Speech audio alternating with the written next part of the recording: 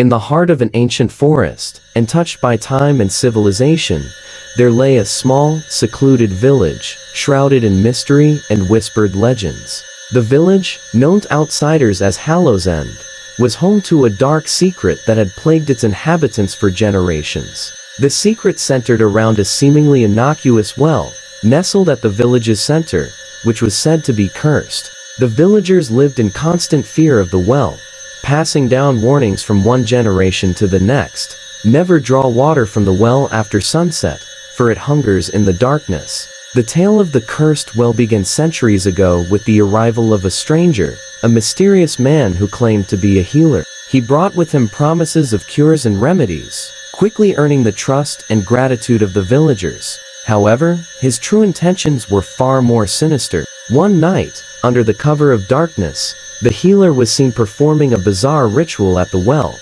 chanting in an ancient, forgotten tongue. The villagers, frightened and confused, confronted him, but it was too late. With the final incantation, the healer vanished, leaving behind a well that now harbored an insatiable thirst for human souls. From that night on, anyone who dared to draw water from the well after sunset would hear eerie whispers calling their name, and those who ventured too close were never seen again. The village elders, desperate to protect their community, decreed that the well be avoided at night, and a large iron grate was placed over it. Life in Hallows End returned to a semblance of normalcy, but the fear of the well lingered, a shadow that never truly left. As the years passed, the story of the cursed well became folklore, a tale to scare children and keep them in line. Yet, beneath the surface, the well's dark power grew stronger, fed by the souls it had claimed. One autumn, a young girl named Eliza moved to the village with her family. Curious and adventurous, Eliza was drawn to the well and the legends surrounding it.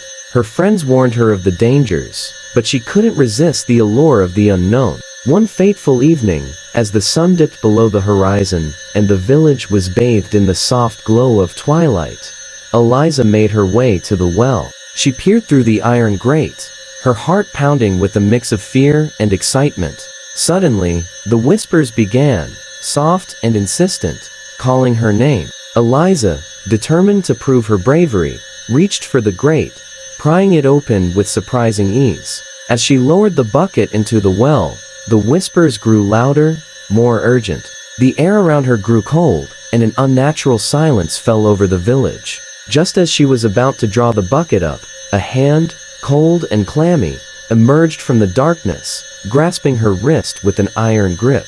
Eliza screamed, but the village seemed deaf to her cries. She struggled, but the hand's grip was unyielding, pulling her closer to the well's edge.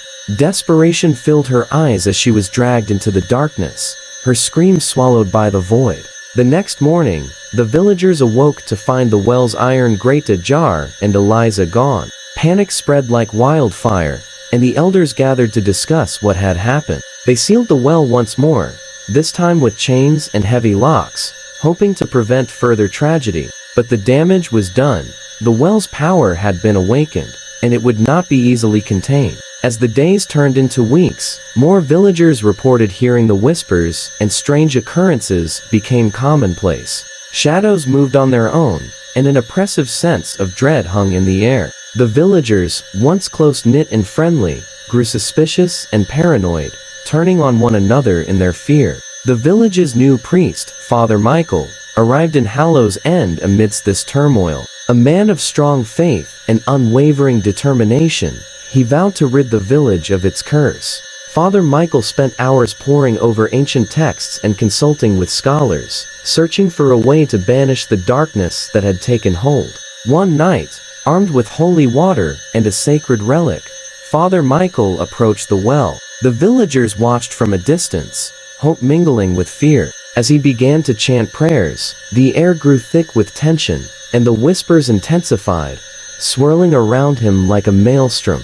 Father Michael poured the holy water into the well, and for a moment, the whispers ceased. But then, with a roar like 1,000 voices crying out in agony, a dark, shadowy figure erupted from the well, towering over the priest. Undeterred, Father Michael held up the relic, its light shining brightly in the darkness. The figure recoiled, shrieking, and for a brief moment, it seemed as though the priest might succeed. But the figure lunged, enveloping Father Michael in its shadowy embrace. The villagers watched in horror as the priest's cries echoed through the night, then abruptly stopped. The figure vanished, and all that remained was a heavy silence. Father Michael was gone, claimed by the well. Despair settled over the village, and many families fled, leaving their homes behind. Those who remained lived in constant fear, their nights filled with nightmares and their days with unease. The well, now a symbol of their suffering, stood as a grim reminder of the power that lay within. Years passed, and Hallows End became a ghost town, its streets empty and its buildings crumbling. The forest reclaimed the land, and the village was all but forgotten by the outside world. Yet the well remained, its iron grate rusting, but still in place, waiting for the next soul, brave or foolish enough to seek its dark, deadly secrets. One stormy night, a young man named Thomas stumbled upon the village. A writer seeking inspiration for his next novel, Thomas was intrigued by the eerie, abandoned settlement and the legends that surrounded it. He set up camp in one of the old houses, determined to uncover the truth behind the stories. As he explored the village, he came across the well, its ominous presence sending a shiver down his spine. Despite the warnings he had heard, Thomas was skeptical of the supernatural. He believed the stories were simply products of overactive imaginations, and a way to explain the unexplainable. Driven by curiosity and a desire to prove himself right, Thomas decided to investigate the well. On the night of the full moon, he approached the well, armed with a lantern and his notebook. The wind howled through the trees, and the village seemed to hold its breath as he pried open the iron grate. Peering into the darkness, Thomas felt a chill run down his spine. He lowered the lantern, its light barely penetrating the blackness below. As he prepared to draw up the bucket, the whispers began, soft at first, then growing louder, more insistent. "Thomas, Thomas," they called, wrapping around him like tendrils of smoke.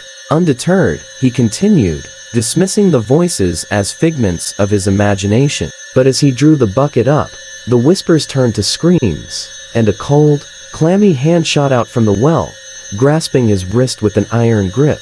Panic surged through Thomas, and he struggled to break free, but the hand's grip was unyielding, pulling him closer to the well's edge. Desperation fueled his strength, and with a final, powerful tug, he broke free, collapsing on the ground. He scrambled to his feet, panting, and fled the village, never to return. Shaken to his core, Thomas returned to the city, where he published his novel detailing the horrifying events of that night. The book became an instant bestseller, captivating readers with its chilling tale. But to Thomas, it was more than just a story, it was a warning. Hallows End remained abandoned, a testament to the fear that had once gripped its inhabitants. The well, now overgrown with ivy and surrounded by the encroaching forest, stood silent and still, its secrets buried in the darkness. Yet, for those who knew the truth, it was a place to be avoided, a cursed relic of a time long past. And the whispers? They continued, waiting for the next soul, brave or foolish enough to seek the well's dark, deadly secrets.